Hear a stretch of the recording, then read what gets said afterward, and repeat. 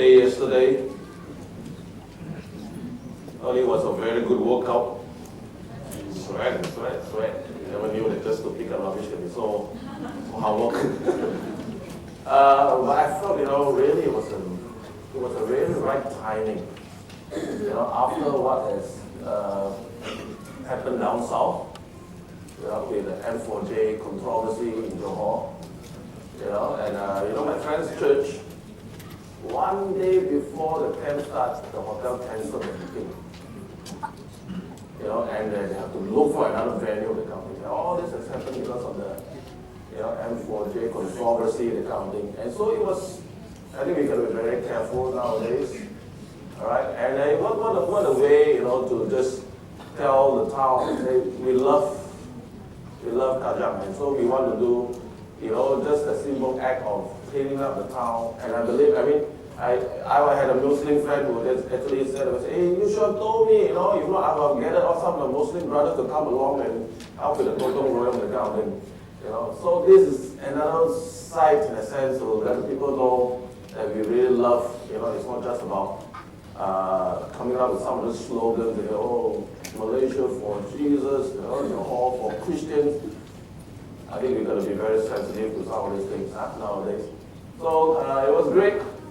And some people commented, people come and say, you're doing a great thing, for the town. So maybe we should do more often. There are many other areas that there's so much of rubbish. Wow, my goodness. So you don't know until you actually go there and actually see, And one place we went, my group was in the market area. We were not supposed to go to the market side, we just looked some of the places. But there were so many cigarette butts that, we have to pick up, so many. And in the one area, we decided to, because we got the time, so we extended to the market side. And we picked up so many liquor bottles. Whiskey bottles, I think. Wow, so this is the condition of our town. So we really pray over our town. It's not just a rubbish, but there's a lot of spiritual rubbish also as well. Praise God for that. Hallelujah.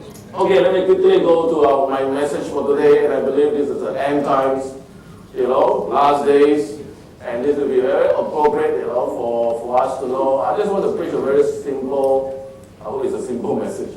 Let me have the first slide out. What is this? Ireland say yes. If you have been reading the papers, Ireland is now the first country in the world that has its people voted yes to same-sex marriage. Yeah. That is the first, and I heard something like Australia is going to start something like that. Yeah? So it's going to happen. Okay? So, next slide. You know these games? Charlie, I'm sure the youth know. The young people, those who are internet savvy. Actually, when I heard about this Charlie thing, then I went back home and asked my girls. To my surprise, they already know already. They knew before me even. Christians shouldn't play the detestable Charlie game, Pastor said, Vertical exorcist warns against summoning demons. Why am I showing all this to you, these two slides? It's basically to tell you that is a sign of man's erosion. There's an erosion of man's love for God. There's a turning away from God. There's a turning away from loving God. And so we can expect that. And so today I want to ask this question. Next slide. That's my topic for today. Do we love God? Do we love God? Very simple message, okay? But this is a very big question, actually. Many of us surely would answer. I think there's a bit of feedback. Okay? Let's cut down on the feedback a little bit. Do we love God? Many of us will surely answer, oh, of course. Oh, yes, I do. But hold on first. Don't answer the question too quickly. I want to preach a message God, to our love for God. I don't think it's any of by chance. We talk about last days, end times, that kind of thing. And surely, what's happening in Sabah really grieves, today's people say actually 19 date. So we're still not sure how many exactly date, but many years ago, a few years ago, we talked about Malaysia, there's no earthquake, we are so protected, we are so, now we are hearing about earthquakes, we are talking about, tornadoes even happening in our country. Surely this is the last days, church. And we got to be very wary of what is happening. So we come back, we look at all these things, we have to come back and ask ourselves, do we love God? How is our love for God? Now, if we are not loving God as much as we should, then today is a new beginning.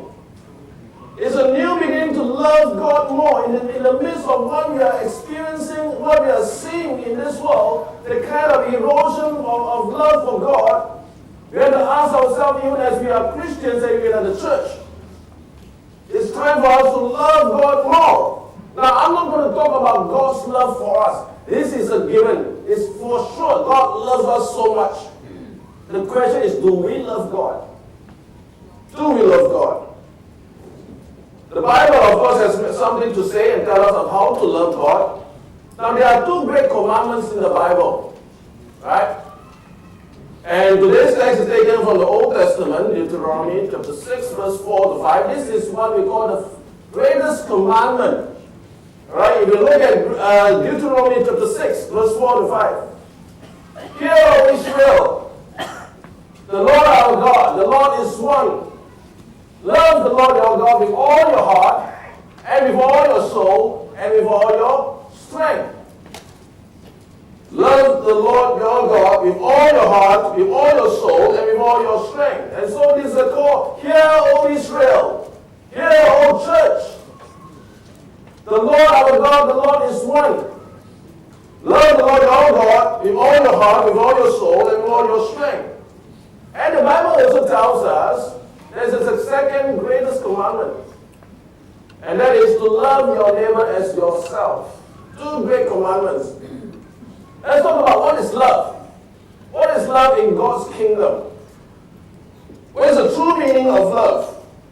We have many definitions or interpretations of love. But the point is, love has always been corrupted, in a common usage of the English language and society. So that love is equated with infatuation. High feeling, the kind of feeling high when we fall in love. And then there's this thing called puppy love. You know why they call it puppy love?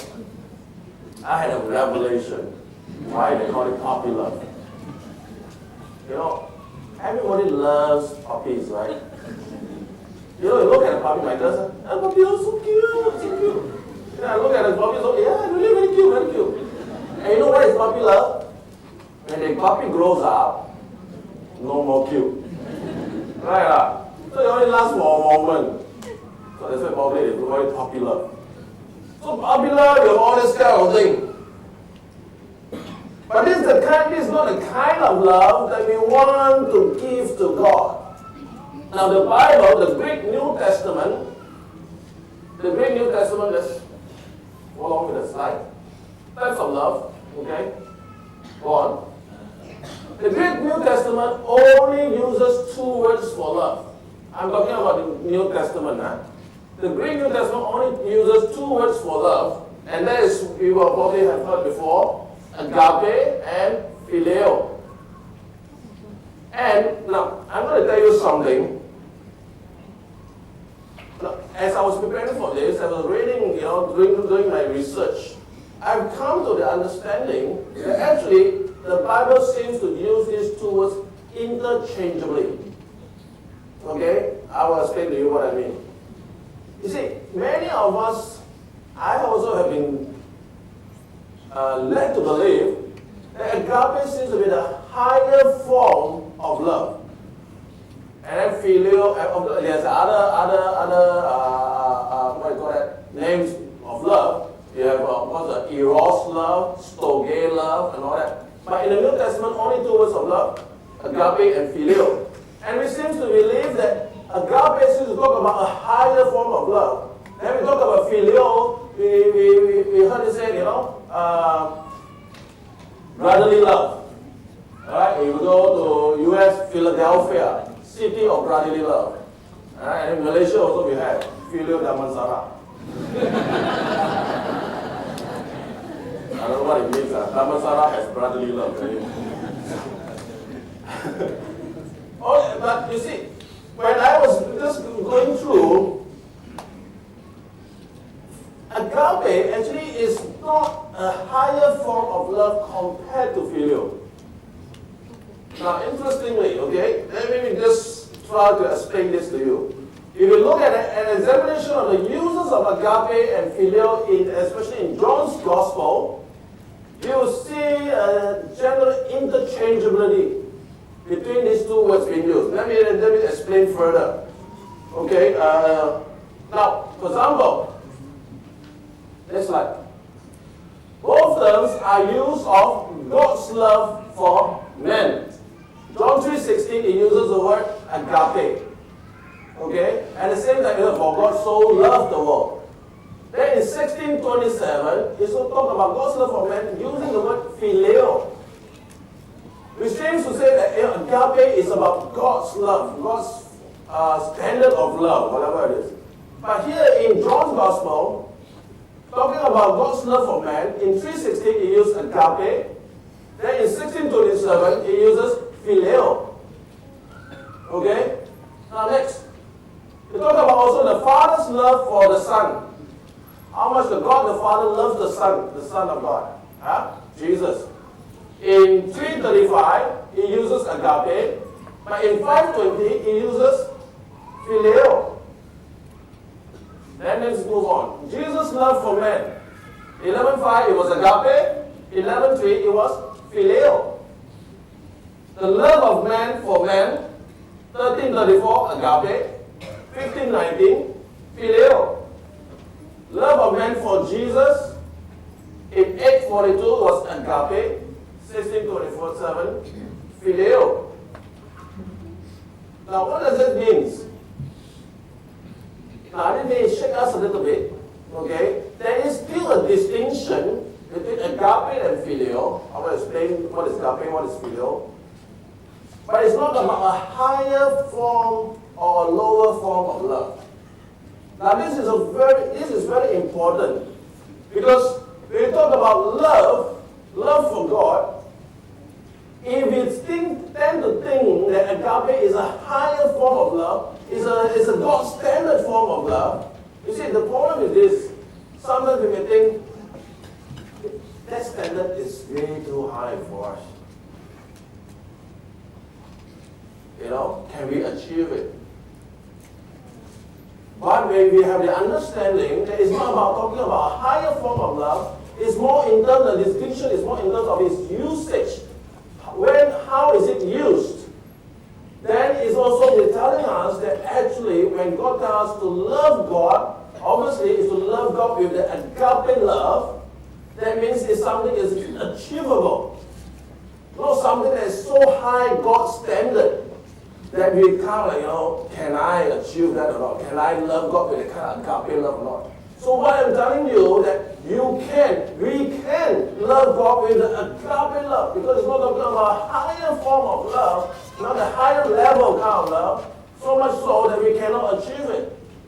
That is very important. Do we love God?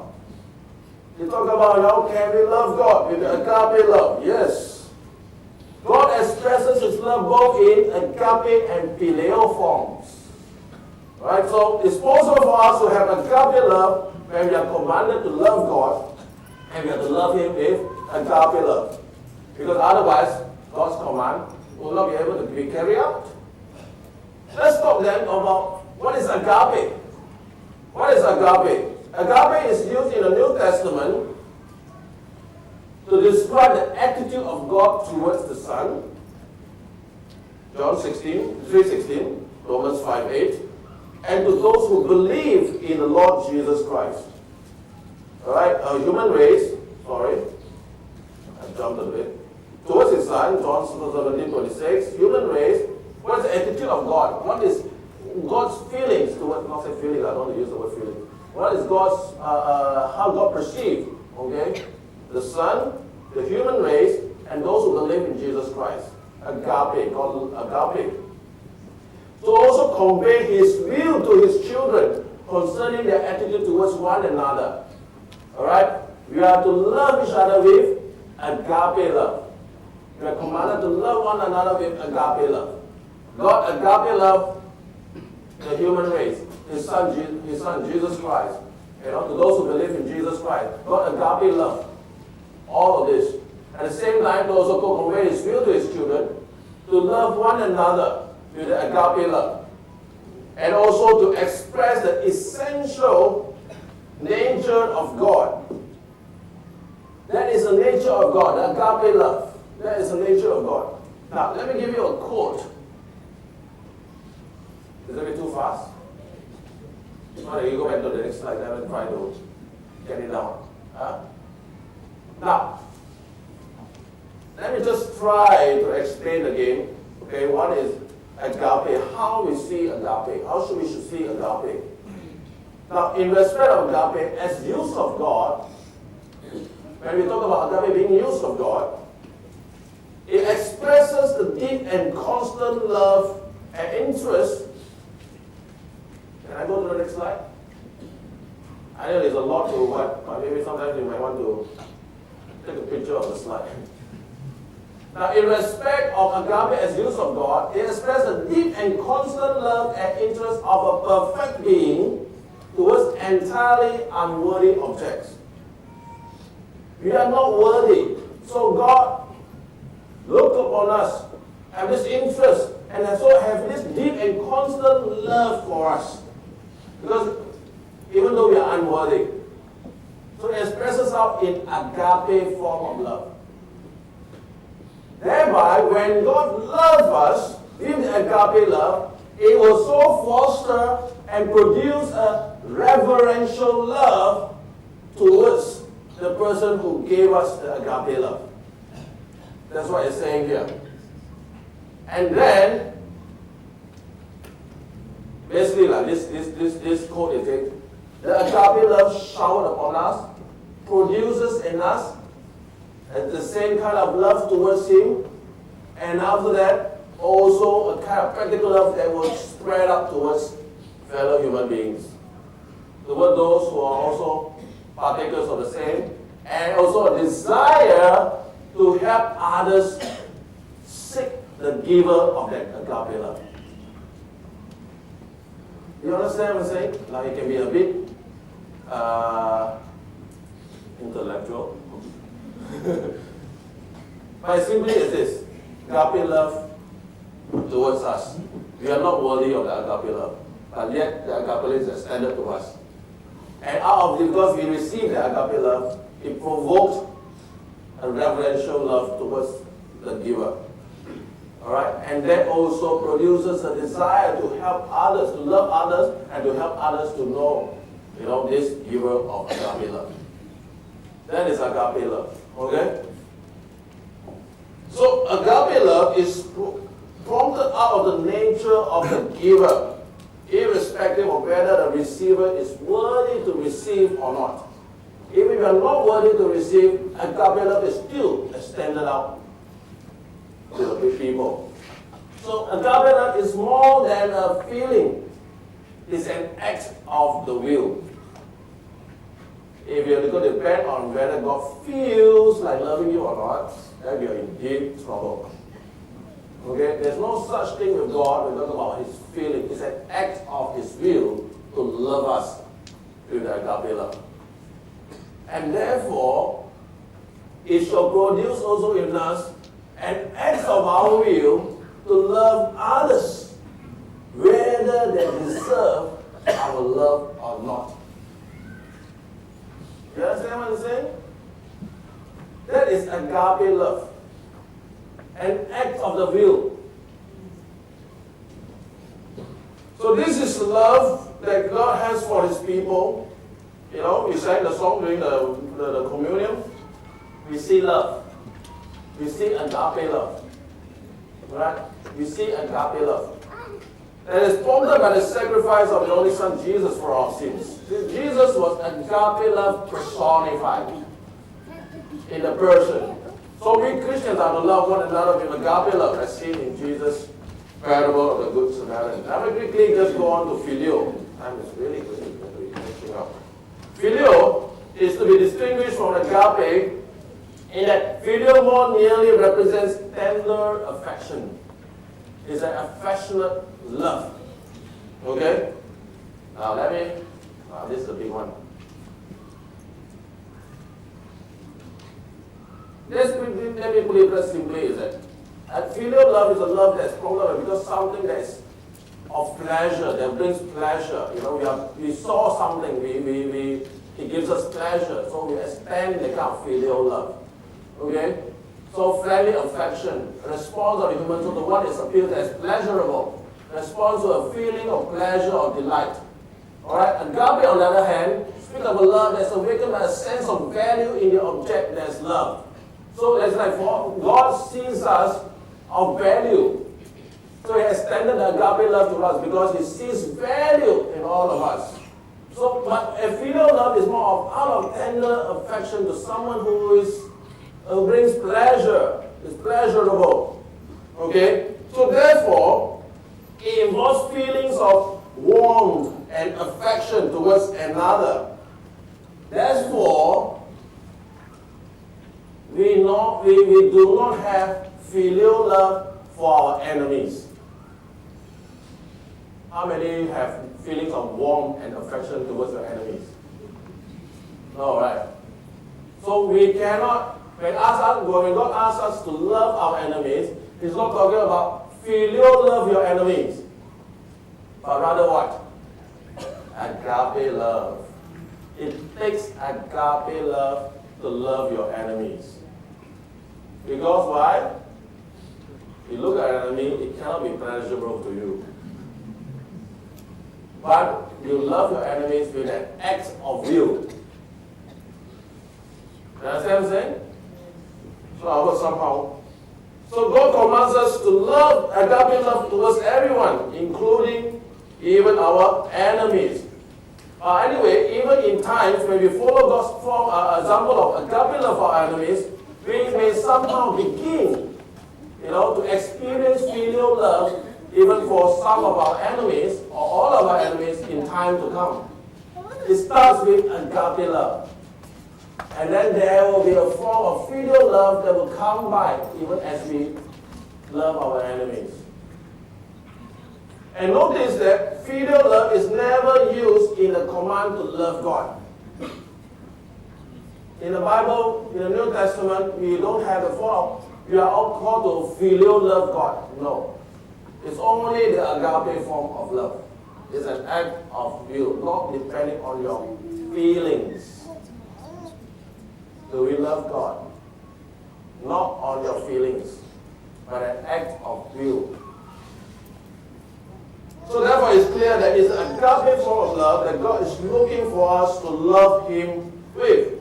Therefore, how then should we love God?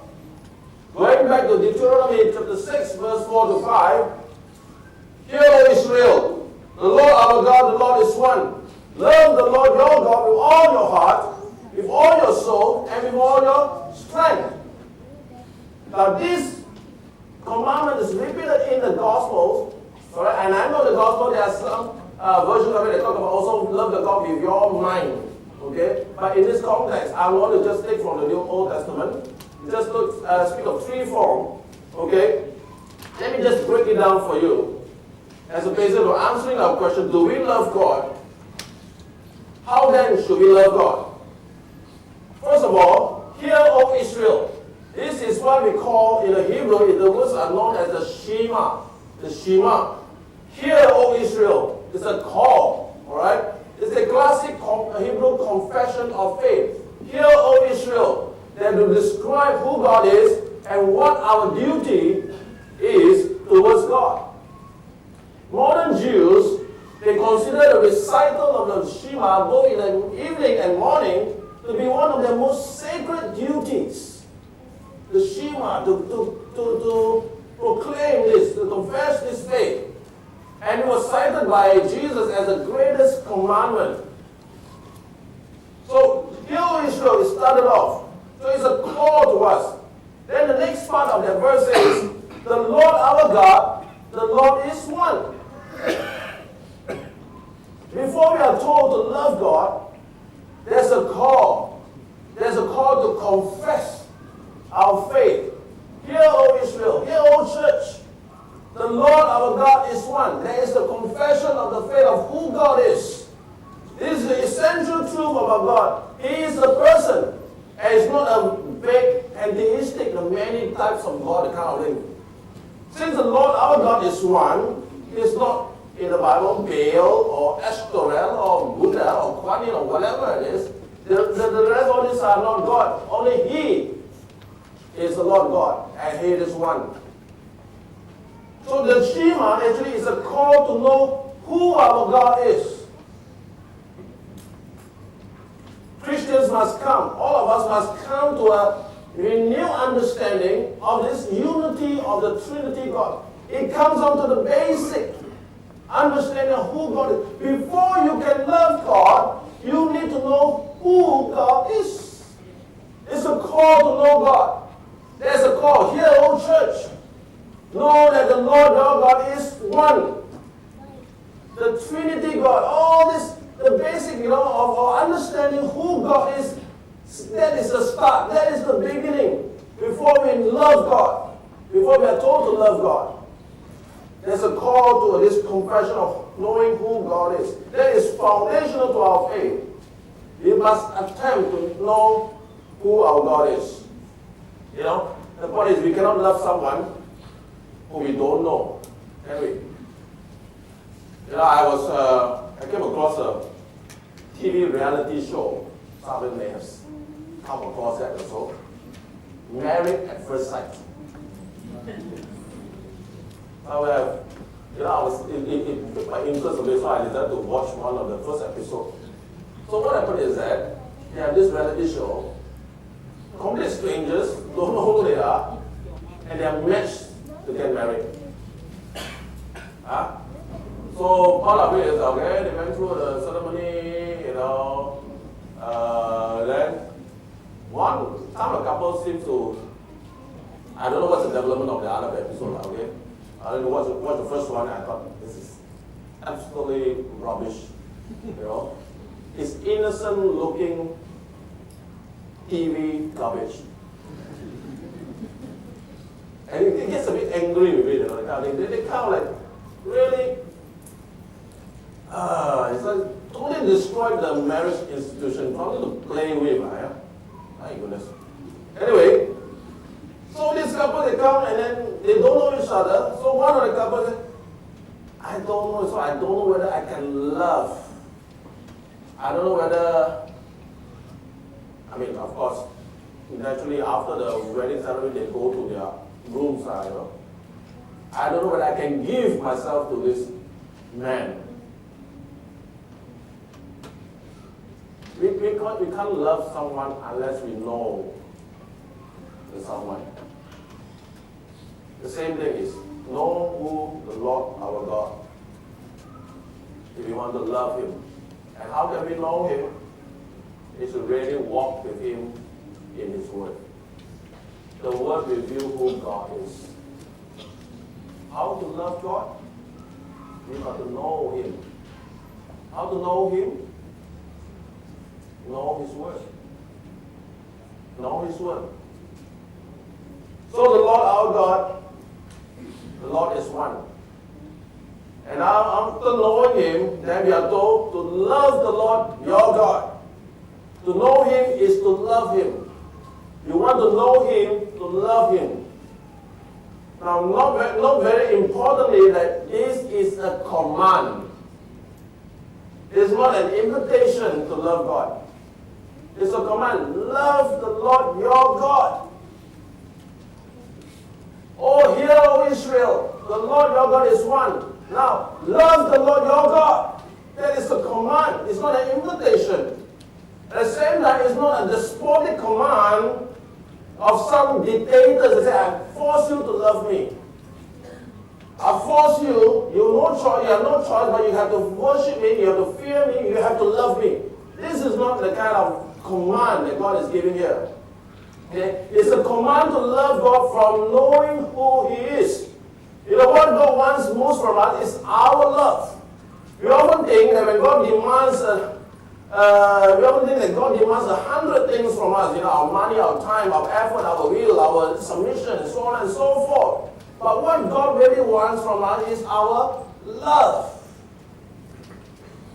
When we really love the Lord our God with all our heart, soul, mind, strength, and everything else that we give to God is really out of that love. If not, everything will be wasted. If you are giving your money, your time, everything, if you don't have love for God, everything is wasted. So it comes down to how to love God. And so the command says, love the Lord your God. And first of all is, you've got to love the Lord your God with all your heart. The heart is the seat of the desire to be fascinated and consumed. The heart is the seat of the desire to be fascinated and consumed. And all of us are looking for things to captivate our hearts and to bring fulfillment into our lives. And therefore, God created us with a heart so that we would love Him wholly and absolutely. That's why God created us with a heart.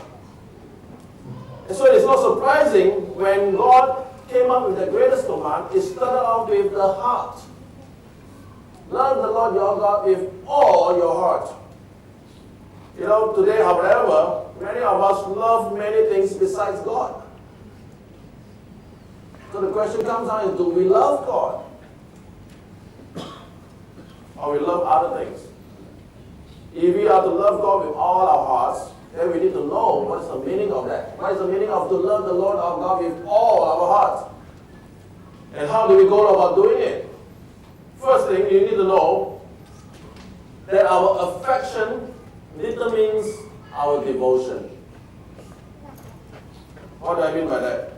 We know that the heart is a seat of powerful emotions, affections, and desires. Our affections are like strong currents that steer our lives. That's why people say when you're in love, you do very crazy things, right? Huh? You can do very crazy things. Then you reduce in some way, you never expect. Strong emotions, strong affections. To determine where our affections actually lie, we have to discern what occupies our time, what motivates our actions, and what shapes our aspirations. You talk about what takes up your time. You know, if a lot of things takes up your time, then you know that's where your affection lies. Because sometimes we take a lot of time in our work, our hobbies, certain things that we like to do. We take a lot of time, that's where our affection lies. And sometimes it causes us, to act on certain things, to do certain things. When you don't really, unless you're forced to, you don't really like to do something you don't like to do unless you're forced to. Aspirations as well. Affections wait to be captured. They long to cling to something or someone. So wherever these affections are found, so will our hearts be. Where we place our affection on, that's where our heart will be.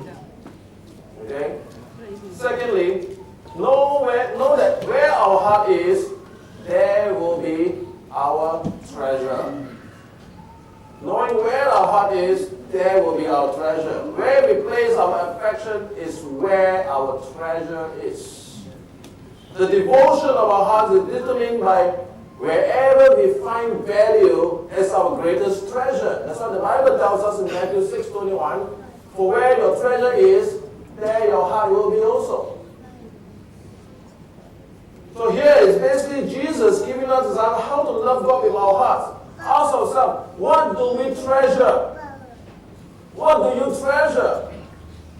The heart loves what it treasures. You understand what I'm saying? Therefore, the treasure comes first. Then the heart follows. Where our treasure is, there will be our heart. So the treasure comes first. What do we treasure? Our affections are the outcome of what we treasure. So in order for the heart to love Jesus completely, it has to treasure him supremely. What do you treasure? Do we love God? Do we treasure God? If God is our greatest treasure, then that's where our heart will be. And that's where our affection will be. Do we treasure God? That's how we are to love God. You know, when we truly encounter the Lord, loving him with all our hearts will be the end result. But many of us fail to have this encounter daily with him. So therefore, aim to make God our greatest treasure. Loving God with our heart means reserving the best of our affection for him. You see, for Paul, God was the greatest treasure in his life. That's why he can say, I consider everything a loss for me. Just to know the surpassing worth of knowing Christ in my life. Nothing comes close for Paul. God was the greatest treasure in his life. Therefore, to love God, to love Jesus with our heart, we need to make him our greatest treasure. When we divert our attention away from our Lord, our love for him will begin to grow cold. That is for sure, church. If our attention is diverted away from God, our heart for him will definitely grow cold. It will grow cold. And therefore, a lethargic church can be traced back to hearts that have misplaced affections. Look at what's happening in Europe. You see a lot of lethargic churches. Why? Hearts have misplaced their affections. The love of God has diminished. So that is to love our God with all our hearts. Quickly. To love the Lord your God with all your soul. We talk about soul a lot. We talk about saved soul, unsaved soul. Somebody is a good soul, kind soul. Where's the soul anyway? For many of us, the soul is something like, get out of body, float around something. It's out of body experiences. But what is the soul? What's the image of the soul that we get from the Bible? The soul literally is the part of us that defines who we are. Okay, biblical definition talk about life. It means life, personality, inner self, our identity. So it's where we make our decisions and choices that ultimately decide our lifestyle and our behavior. That's the soul, not the mind. Okay, the soul. So it's what we think of the soul as the core of you. The core that's within you. So to love the Lord our God with all our soul means to love him in the way that we live, in the choices that we make, in the behavior and the lifestyle we adopt. To love God with all our heart has to do with affection. Loving the Lord with all our soul has to do with devotion. So how do we love God with all our soul? First of all, make godly choices. Make godly choices.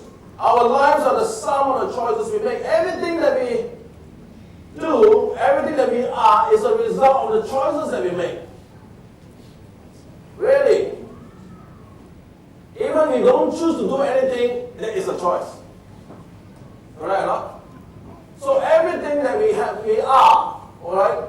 How I look today is the choices that I make, what I want to wear, what I want to put my tie, what kind of tie, all kind of thing. It's a result of our choices. Where we eat. I go eat somewhere and I get food poisoning. It's because of my choice to go to the place to eat. Right? And I choose to not control what I eat. That's why I've got high cholesterol. There's a life, there's a choice that we make. Right? So our choices show us we are committed, what we are committed to, and they reflect our values, define us, display our lifestyle before the world. Choices also flow from what we treasure most. If we treasure our relationship with the Lord, our choices will definitely mirror the treasure. Ask God, how do you want me to spend my time, my energy, my money, my talents? What can I do with my resources to honor you? That is to love God with our soul, to make godly choices. How to love God with our soul? Also is to obey God's word. Love must be demonstrated. Biblical love is tightly connected to doing. Right? Specifically of loving God to doing what God wants. His commandments, His will. That's why John 14:15 says, if you love me, keep my commandments. It has to be demonstrated. You gotta say, oh God, I love you. I love you. Pastor Calvin talked about agape love and filial love. I understand, I love you with agape love. Is that enough? Is that enough? It's not enough to say, I agape love you, God. Because John 14:15 says, you love me? Keep my commandments. Demonstrate your love. If you say you love me, do you obey my word? You can't say, God, I love you, I agape love you, but I don't read your word. That's not love. You can't say, God, I love you so much. I give my time, I give my energy, I give my money and all that. But you don't read your word. That's not love. If you love me, keep my commandments. When we keep His commandments, we are tangibly expressing our love for the Lord. Because I love you, I will keep your commandments. In God's kingdom, obedience comes first, feelings second. Lastly, love the Lord your God with all your strength. Loving God with all our strength is the final way God commands us to love Him. Now, the strength referred here is not talking about physical strength. If it was so, those who are more muscular will be able to love God more, isn't it? Those who are very weak love God less. Definitely it's not a kind of physical strength. Obviously not. So what does it mean to love God with all our strength? To love God with all strength has to do with how much you're going to put into your relationship with God. What are you going to put inside that relationship with all your strength, all your might? How much were you willing to put in? 110%, 200%, with all your might. To love the Lord your God with all your strength means to love Him exceedingly, richly, lavishly. Everything that you have got, I don't care how people look at me. It may seem very crazy when I'm shaking around and moving your hands around, but I'm going to love God with all that because I really love Him all my strength. I'm putting all into my worship of Him. All of my strength, all of my might. That's how much I want to love God. It means we muster all our resources to protect our relationship with God. How much are you going to protect your relationship with God? Each day be willing to fight for your relationship with God. Oh, this is going to take my time. This is going to take my energy. But no, I'm not going to let these things stop me from spending time with God. Whatever I want to do, this is most important to me. How much I want to put into my relationship with God. That is asking yourself, do you love God with all your strength? Are you fighting with all of your strength for your relationship with God? There's many things that's going to come along the way that's going to take away your time, take away your relationship with God, church. So are you going to fight against all those things in order to protect the relationship with God when you talk about loving God with all of your strength? Are we willing to fight? And I'm going to close with a typical account of Jesus in a very intimate and moving account. Talk about restoring and reinstating Peter after his 3 denials. You see, Peter, remember the story of Peter, how he denied Jesus 3 times?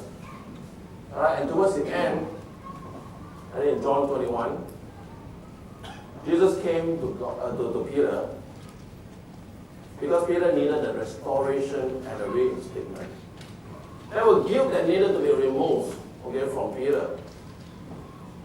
And so Jesus came to Peter and asked him, not once, not twice, but 3 times, Peter, do you love me? Do you love me?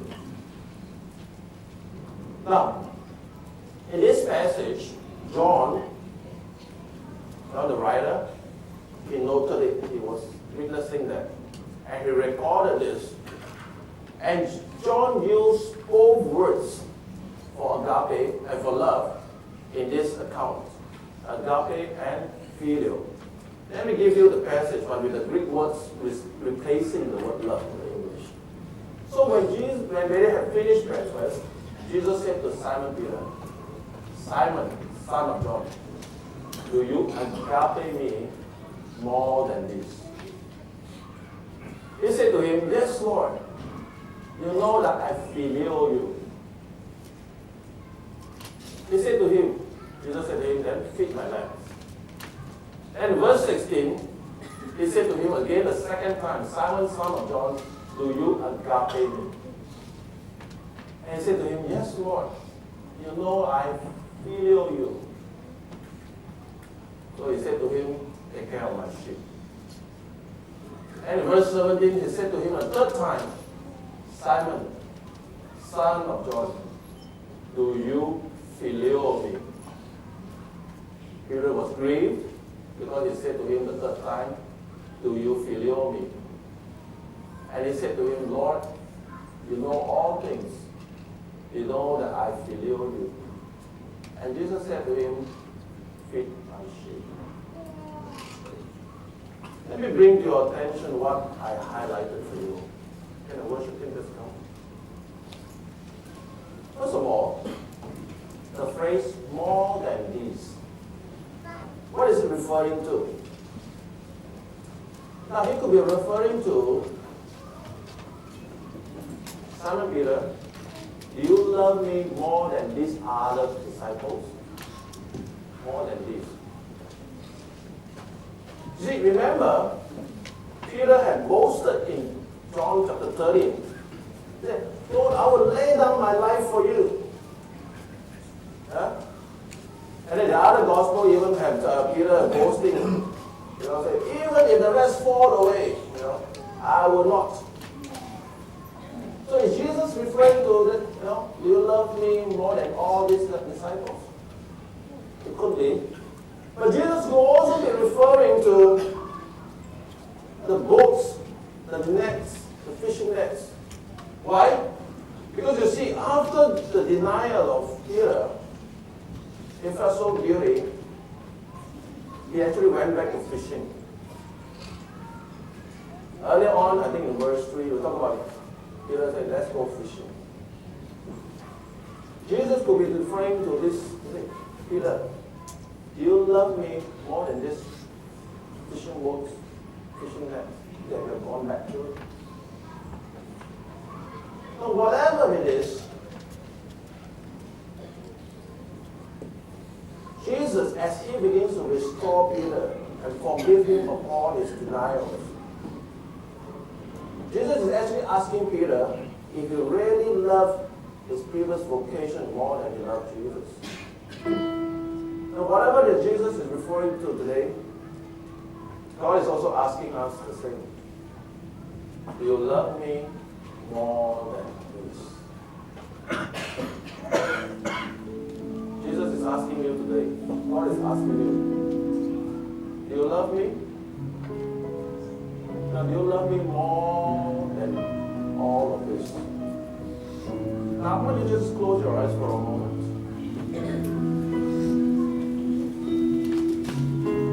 If God were to ask you now, do you love me? And God will also ask you, like He asked Simon Peter, do you love me more than this? What is the more than this? I don't know. Could it be your career? Could it be your hobbies? Could it be your work, your friends? Could it be money? Could it be your time? God is asking today, do you love me more than this? Why don't you allow God to convict your heart, to reveal to you what are the more than this?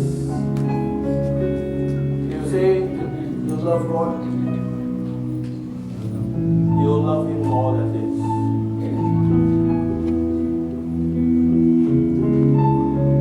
Let God speak to you. Let God speak to you.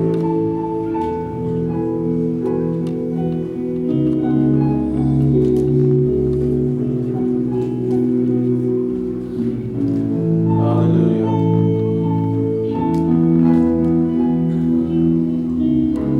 Hallelujah. You love me, Jesus asked.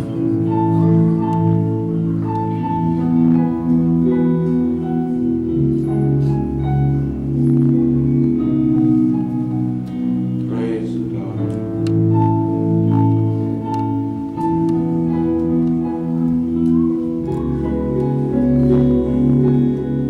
Yes, Lord. Shall we stand together?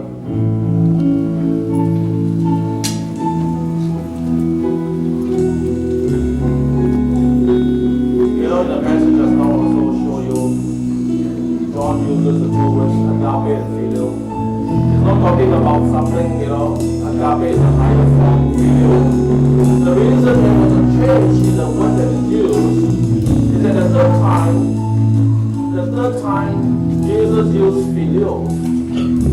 Why he used filial? Why did John record him using the word filial? Remember, filial means something about an affection. Out of the agape love of Jesus, he goes up to Peter. You know that Peter is full of guilt. Guilt of having denied him 3 times. Now, remember the third time when he said this, that he denied Jesus, he was swore and cursed. And then when the third time there was a recording, as it says, the moment he denied Jesus, he looked upon Jesus, and out of the corner of Jesus' eyes, Jesus saw Peter. And that was a very traumatic experience for him. So much guilt. But God, out of His love, came to Peter. And the third time he said, Peter, I filial you. I have a lot of affection for you. I forgive you for all your denials. And today I want to love you. I'm restoring you back. Church, whatever that we have done, whatever sins we have committed, Jesus is coming to us today and saying, I filial you. I have a lot of affection for you. So should we love God any less? Hallelujah. So worshiping the